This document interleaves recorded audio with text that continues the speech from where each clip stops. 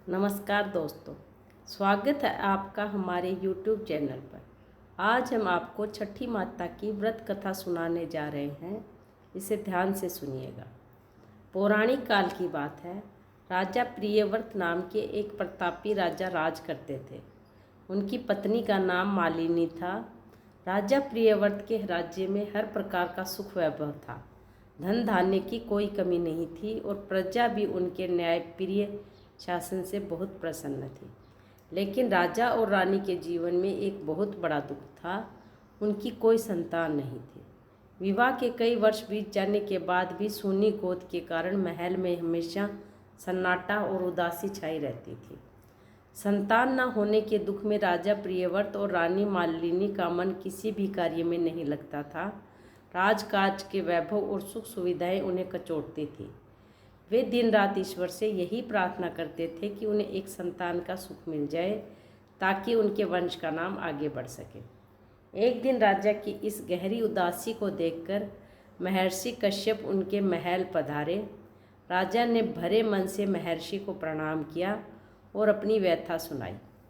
महर्षि कश्यप ने राजा की पीड़ा को समझा और उन्हें पुत्रेष्टि यज्ञ करने का सुझाव दिया। महर्षि ने कहा, हे राजन, आप पूर्ण श्रद्धा और विधि विधान के साथ पुत्रेष्टि यज्ञ का आयोजन करें। ईश्वर की कृपा से आपकी मनोकामना अवश्य पूरी होगी। राजा प्रियव्रत ने महर्षि के कहे अनुसार विशाल पुत्रेष्टि यज्ञ का आयोजन किया।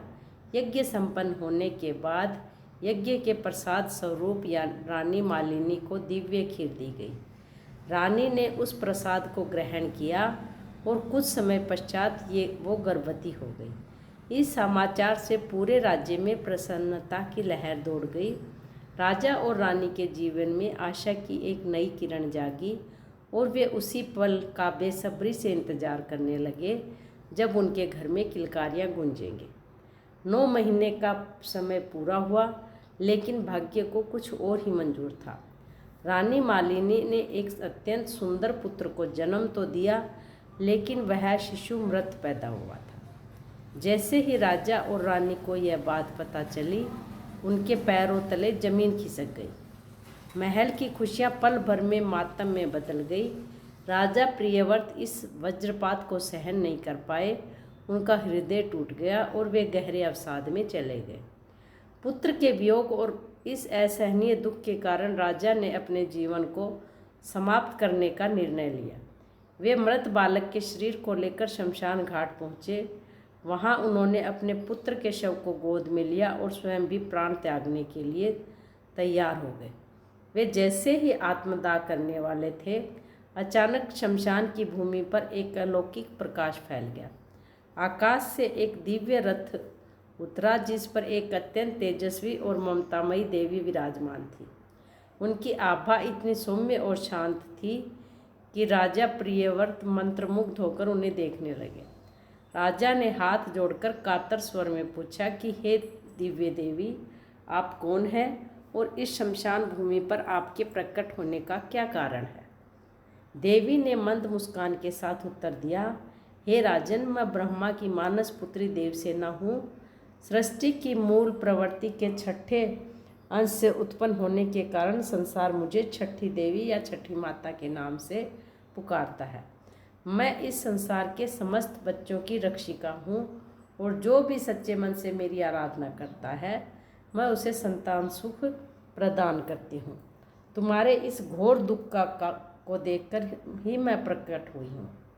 छठी माता ने राजा के मृत पुत्र की ओर देखा और अपनी दिव्य शक्तियों से उस बालक पर स्पर्श किया। माता के छूते ही एक चमत्कार हुआ। वह मृत बालक जीवित हो उठा और किलकारियाँ मारने लगा। अपने पुत्र को जीवित देखकर राजा प्रियव्रत की आंखों से आंसुओं की धारा बह निकली। उन्होंने तुरंत माता के चरणों में शीश नवाया। छठी माता ने राजा से कहा कि हे राजन, तुम बहुत भाग्यशाली हो। अब तुम इस बालक को लेकर अपने महल लौट जाओ। मेरी कृपा से तुम्हारा यह पुत्र दीर्घायु और प्रतापी होगा। लेकिन याद रहे, तुम स्वयं भी मेरी पूजा करो और अपनी प्रजा को भी कार्तिक मास के शुक्ल पक्ष की छठी तिथि को पूरे विधि विधान से मेरा व्रत और पूजन करने का संदेश दो। राजा प्रियव्रत ने माता की आज्ञा को शिरोधार्य किया। वे अपने जीवित पुत्र और रानी मालिनी के साथ महल लौटे। राजा ने पूरे राज्य में ढिंढोरा पिटवा दिया कि हर वर्ष कार्तिक शुक्ल छठी के दिन छठी माता का महापर्व मनाया जाएगा और राजा रानी ने पूरी श्रद्धा, नियम और निष्ठा के साथ नदी के तट पर डूबते और उगते सूर्य को अर्घ्य देकर छठी माता का व्रत और पूजा संपन्न किया।